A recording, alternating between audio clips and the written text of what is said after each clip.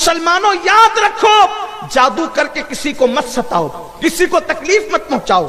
चंद औरतें देखती है कि मेरे देवर देवरानी की अच्छी जम रही है, चली गई जादू कर। बड़ों की ताजीम न करें, छोटों पे शफकत न करे, वो हम में से नहीं। जो धोखा दे वो हम में से नहीं। जो सांप को ये सोच करके छोड़ दे कि इसकी नागिन मुझसे बदला लेगी, वो हम में से नहीं। हुजूर अलैहि सलाम फरमाते हैं सल्लल्लाहु अलैहि वसल्लम कि जो शख्स किसी पर जादू करे या करवाए वो हम में से नहीं।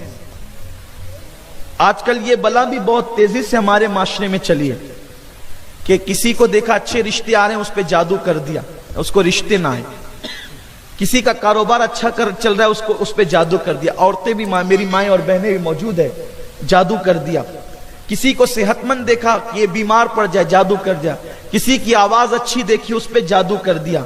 आका फरमाते वो हम में से नहीं, बल्कि अल्लाह के रसूल सल्लल्लाहु अलैहि वसल्लम फरमाते हैं जो जादूगर के पास सिर्फ जादू करवाने के लिए जाता है, आका फरमाते 40 दिन तक अल्लाह उसकी इबादतें कबूल नहीं फरमाता। याद रखना, शबे बारात में सबको माफ कर दिया जाता है, जादू करने और कराने वालों को माफ नहीं किया जाता।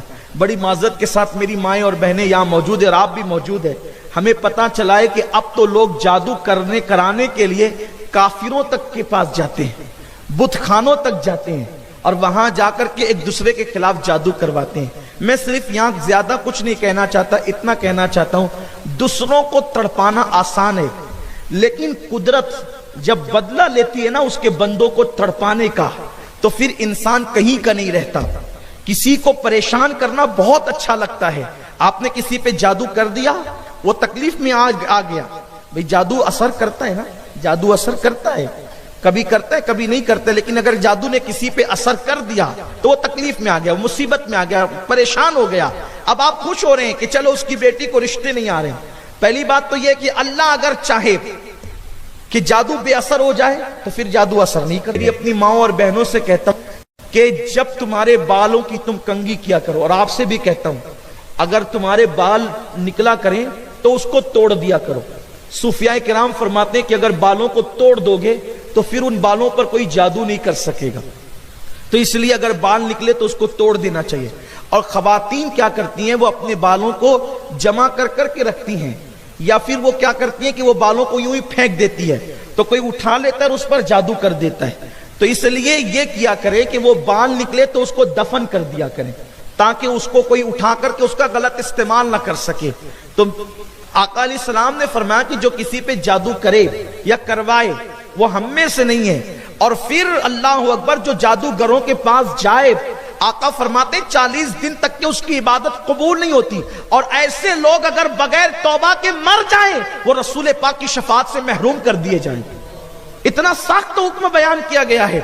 और अंजाम क्या है, आपने किसी को परेशानी में डाल दिया, तकलीफ में डाल दिया, वो अल्लाह जितने दिनों तक चाहेगा, अल्लाह की मर्जी के बगैर पत्ता नहीं हिलता, वो तकलीफ में रहेगा। और अल्लाह जिस दिन चाहेगा तो वो कोई छोटा सा वजीफा ही पढ़ लेगा तो वो जादू खत्म हो जाएगा। कुछ ना कुछ तो उसके लिए रास्ता निकलेगा ना, क्योंकि आप किसी को परेशान कर सकते हैं। कहते हैं ना शैतान हलाकान करता है, जान से नहीं मार सकता। तो ऐसी सूरत में, लेकिन जब कुदरत आपसे बदला लेगी, आपसे इंतकाम लेगी, लोगों को सताने वालों का अंजाम कभी अच्छा नहीं होता। उन लोगों को हमने देखा है जो जादू करते कराते हैं, जब वो दुनिया से गए तो लोगों ने उनके जनाजों में शिरकत करके कहा कि चेहरे ऐसे हो गए थे कि छुपाना पड़ा, जनाजा ऐसा हो गया था कि जल्दी से उठाना पड़ा। लोगों ने दुपट्टे रख लिए अपने नाक पर, लोगों ने रुमाल रख लिए अपने मुंह पर, जिस्म से ऐसी बदबू आई। मुसलमानों याद रखो, जादू करके किसी को मत सताओ, किसी को तकलीफ मत पहुंचाओ। चंद औरतें देखती है कि मेरे देवर देवरानी की अच्छी जम